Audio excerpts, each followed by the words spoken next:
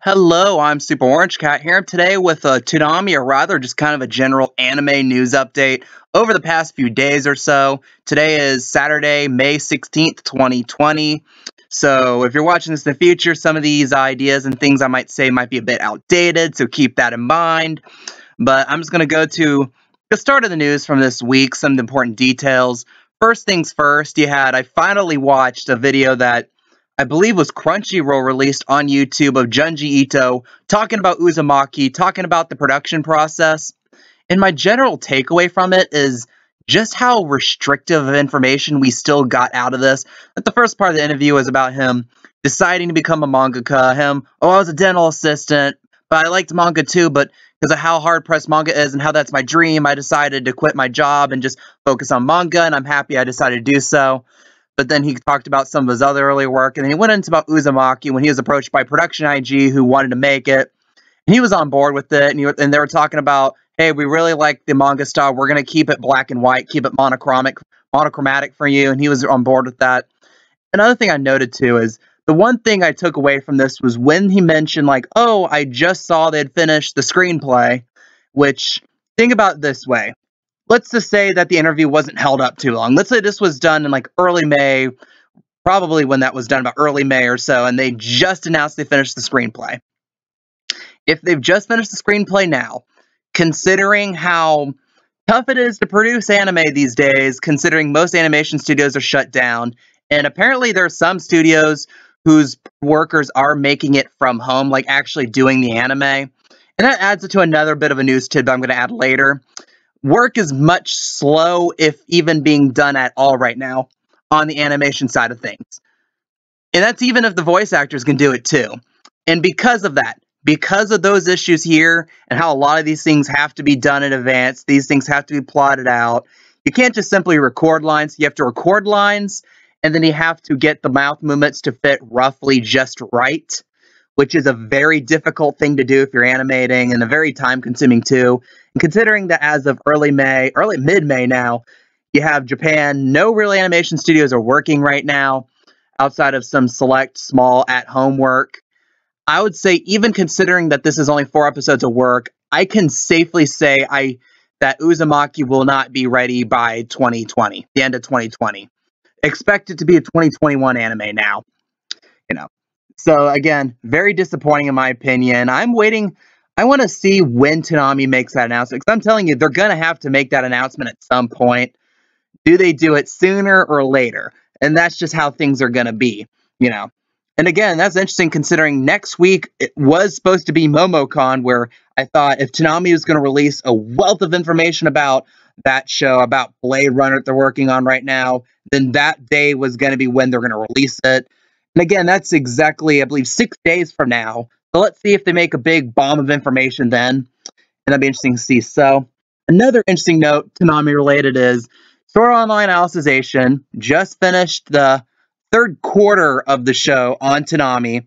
However, there was issues with the production of Alicization because, again, with the situation in Japan right now, with their studios not being open, they can't do much work. However, they just had an announcement a couple days ago saying that they are doing at-home work, which is what I foreboded earlier, mentioning that, well, some studios are doing some at-home work with animators. However, their voice actors haven't been able to do anything with it so far. So at this stage, they're still saying that they're trying to get things ready so that they can start airing it in Japan in July, like they said earlier. But again, that's going to be a tight deadline with the restrictions that they have right now. But again, at this point, they are still very committed to this. So it'll be interesting to see how that situation proceeds onward.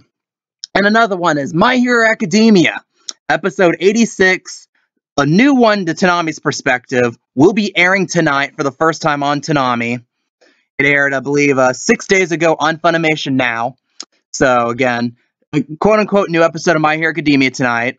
And the thing is, and I've been saying this for a week or two, but I imagine Funimation, without any real doubt, probably has some rights to first air clause with William Street with regards to My Hero Academia, saying that if an episode is ready to air, then Funimation has the full rights to air it first before Toonami gets it. And considering that we haven't had an announcement for episode 87 yet, which if they haven't made an announcement now, that means it's not going to air tomorrow on Funimation now, which means the next time it'll probably air will be the following Sunday. And since next week's Toonami is before that, I'm willing to say do not expect episode 87 to air next week on Toonami. And also, so again, I really hope if you're a My Hero Academia fan watching, I really hope you like tonight's episode because you're going to be seeing it again next week, you know. And again, that's going to be something, we see the reaction to that because apparently reruns My Hero Academia at the start of the blog do well if you take into account what happened this past Saturday with the bizarrely high ratings Toonami got. And that'll be another that'll be another update to follow later. And another thing is, if you've been paying attention to anime outside Toonami, you'll know that probably the biggest romantic anime right now is Kaguya-sama Love is War. There's no dub of it yet, as a lot of people pointed out when I foolishly said that Toonami should pick it up. It's like, oh, there's not a dub yet, and Toonami only airs dubs. That's understandable. But here's another thing. It's with the subbing of the show. You might have seen this picture. You might have seen this meme that kind of went around a few days ago with episode 5 of the second season airing a few days ago. Is you have this interesting note where it's like you have Pika saying, "What's the deal with the social distancing?"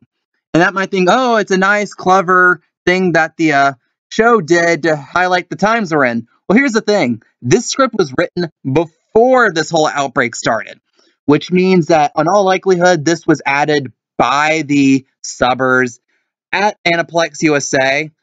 And this did elicit a bit of controversy because there's always been this bit of an argument about whether people who sub the show should just follow hardline, word for word, what is actually said in the dialogue, or if they should add some degree of localization.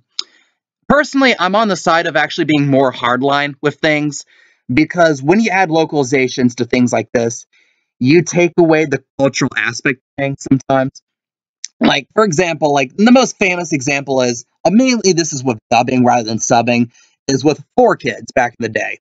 As you know, they dubbed a lot of things, including Yu-Gi-Oh!, Pokemon, and perhaps most infamously One Piece for a while. And it led to them rapidly changing the scripts to making them more kid-friendly.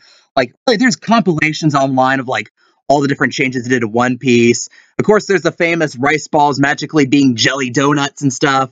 And that really just took away bits of the culture away from it.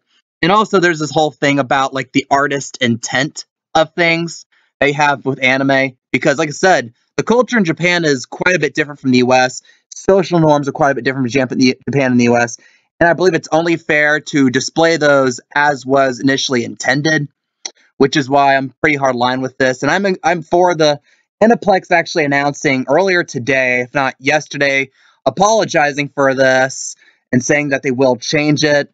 Because like I said, everyone smelled the fish in the water when it was like, well, social distancing really wasn't a thing 3-4 months ago when the script was written. Why does Aniplex USA say it's here now? You know, and that's just an interesting note. And there's a whole bunch of the controversy regarding it, usually around Funimation, since Funimation has in the past added degrees of political dialogue to some of its subbing, which is one of the many reasons why Funimation is more or less actually disliked more than liked, you know. There's plenty of other reasons too. And one final more anime news tidbit I want to add upon is Fruits Basket. Fruits Basket is an anime I've never mentioned here before. And it's interesting because this anime, I think I would say, is of the last few years, it's the one I feel like kind of snuck under the radar the best. It's being dubbed by Funimation. I'm not sure. I don't think it's being. I think, yeah, it's being dubbed by Funimation because what I'm going to say would make no sense if I didn't forefront it with that. But again, being dubbed by Funimation, and they announced that in a couple days we'll have the dub up for the episode. Well, here's the problem.